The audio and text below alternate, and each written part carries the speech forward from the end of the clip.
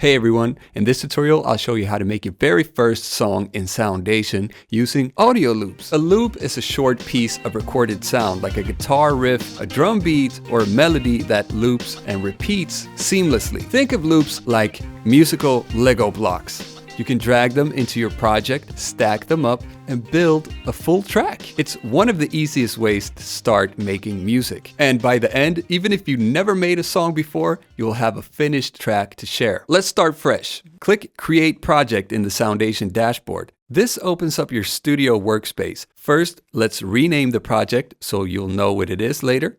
At the top of the screen, click Untitled Project. Type in a name and hit Done.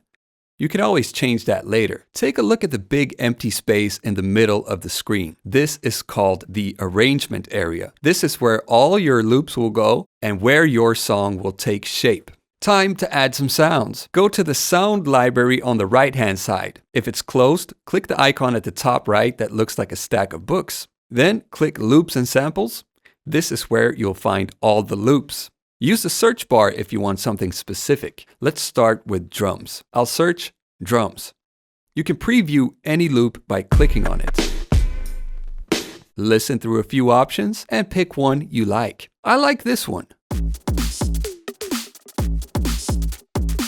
Notice that underneath each loop, you'll see some information tags, like the tempo here. Tempo is measured in BPM, or beats per minute. Higher numbers mean faster, lower numbers mean slower. This one is 128 BPM, which is perfect for dance music. Now, click and drag the loop into the arrangement area. Over the arrangement area, you'll see a ruler with numbers. Those numbers are called bars, and they show the timing of your song. Place the loop right at the start at bar 1, so everything starts from the beginning. Now, look at this number at the top here. This is the project tempo. When you dropped in the loop, it automatically changed to match the loop's BPM. You can click the number to type in a different tempo if you want, and all your loops will follow.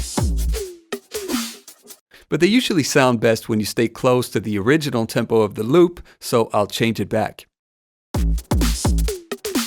See this vertical line with a little triangle on top? That's the playhead. Wherever you place it on the timeline, that's where playback will start. Just click and drag it around or click somewhere on the ruler. Press play on the transport bar at the top to listen. Press stop to stop playing. Here are some super useful shortcuts. Press the space bar to start and stop playback. Press enter to bring the playback back to the beginning. A complete song usually has 4 main parts: drums, which we already have, bass, chords, and melody. Drum loops can be paired with almost anything, but melodic loops can be a little bit more tricky to line up. Here's a little trick that makes things much easier. Find one melodic loop to act as your anchor. This is the loop that your whole song will be built around. It could be a bass line, a chord progression, or whatever you want. Once you have that anchor, you just find other loops that work with it instead of mixing lots of random sounds. For this track, let's make the bass our anchor. Instead of searching, you can use filters to find what you're looking for. Clear the search bar, open the filter, and select bass. Browse and preview until you find one you like. I like this one. Under this loop, you see the tag AM. That's short for A minor, and that is the key of the loop. Don't worry about what it means musically at this point. Just remember the letters that you see. When we add more loops, we look for loops with the same key, because loops that are in the same key will usually sound good together. Drag your loop of choice into the arrangement area underneath the drums. This creates a new row called a channel.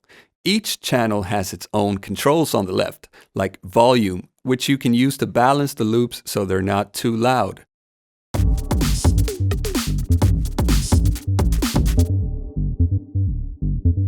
If your loop is too short, hover your mouse over the top right corner until you see a little loop icon. Then click and drag to extend it. Do this so your bass and drums keep playing together. Extend your loops right up until the end of bar 8.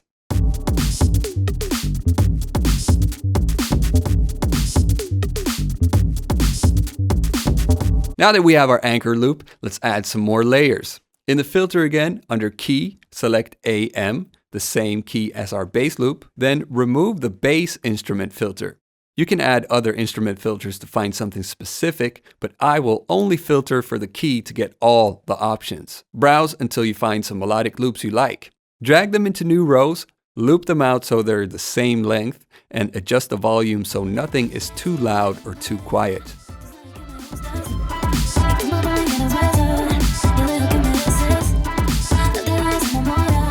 Notice that this vocal has some extra length at the end that we don't need. We can trim that away by hovering the mouse over the middle right side until you see these arrows, then drag it in. Now that we have some layers, let's rename the channels to keep things organized. Triple click on the channel name to edit and select at the same time. Then type in a new name for each channel.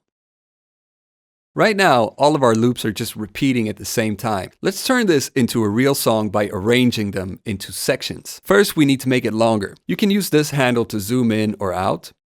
Click and drag across all your loops to select them. Press Ctrl D on Windows or Command D on Mac to duplicate them. Do this a couple of times so your song is longer. You can create variety by removing, moving, and copying loops around. To remove a loop, just click on it and press the Delete key. To move a loop, click and drag it left or right on the timeline. It will snap to the grid so it stays in time. To copy a loop, hold Alt on Windows or Option on Mac, then drag it to a new spot. That makes a duplicate you can place anywhere. A common way to arrange is to think about energy levels. For example, an intro is usually sparse with a simple introduction of the song, maybe just chords and a simple melody so the song has somewhere to build from. A verse can be a little fuller, with drums and bass to set the groove and maybe a vocal. A chorus is often the biggest part, so try stacking in most or all of your layers for high energy.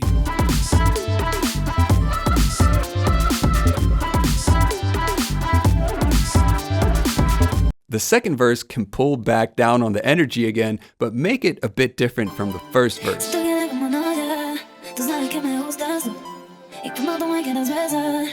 The second chorus can be similar to the first one. And the outro usually winds things down again, so you might end up stripping away almost everything and leaving one or two elements.